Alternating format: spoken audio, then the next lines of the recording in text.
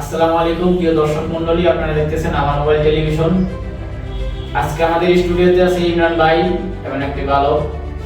আমরা ইমরান ভাইয়ের কাছ থেকে কিছু বক্তব্য শুনবো ইয়াং জেনারেশন নিয়ে। থ্যাংক ইউ বেলাল, তোমাকে অনেক ধন্যবাদ। আমি আছি ইমরান শেখ এবং আমাদের সাথে আছে মোহাম্মদ বিল্লাল হোসেন এবং আছে মোহাম্মদ আব্দুল্লাহ।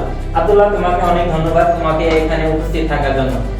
প্রিয় দেশবাসী, প্রিয় দর্শক মণ্ডলী ও প্রিয় ঢাকাবাসী ও বাংলাদেশের সবাইকে আসসালামু আলাইকুম। সবাইকে ধন্যবাদ।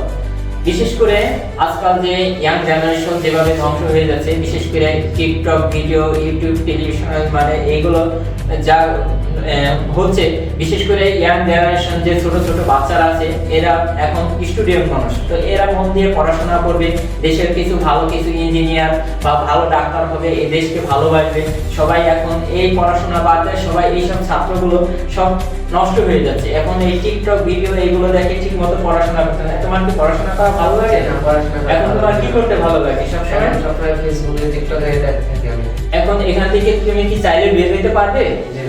তাহলে তুমি কি করতে আসা? তোমার সামনে ভবিষ্যতে কি? তাহলে তুমি তো তোমার লাইফে তোমার বাবা মা একটা স্বপ্ন ছিল তোমাকে একটা ডাক্তার বানাবে বা ইঞ্জিনিয়ার বানাবে, তুমি মন দিয়ে পড়াশোনা করলে তোমার বাবা মা একটা বড় মাথা উঁচু করে বাংলাদেশের মানুষের কাছে দাঁড়াবে। তো সেক্ষেত্রে তো তোমার বাবা মার স্বপ্নগুলো সব ধ্বংস হয়ে গেল। তো তোমার পরবর্তীতে জীবনের কি ইচ্ছা, যে আমি জীবনে কি করতে চাই, তোমার আশাটা কি আমরা একটু জানতে পারি?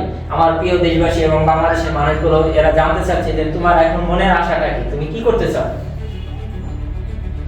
তুমি কি এখন ঠিক মতো পড়াশোনা করবে আগের মতো? এখন কি চাইলে করতে পারবে? না, আমার পড়াশোনা করতে ভালো লাগে না, এখন ফোনের উপরে পড়ে থাকি। ফোন সব এখন চাইলে কি তুমি আবার স্বাভাবিকভাবে স্কুলে যেতে পারবে, পড়াশোনা করতে পারবে ঠিক মতো? মনে হয় পারবো না।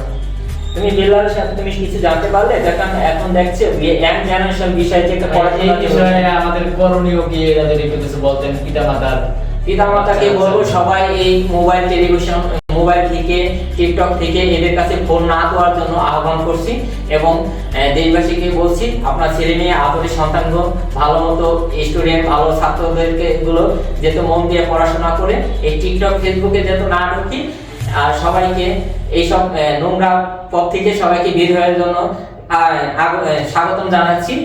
আর বিশেষ করে মা বাবা এবং ছেলে সন্তান সবাইকে আদরে রাখবেন, বিশেষ করে মোবাইল টেলিভিশন গুলো যাতে হাতে না দেয়, সবাইকে আহ্বান জানাচ্ছি। আসসালাম।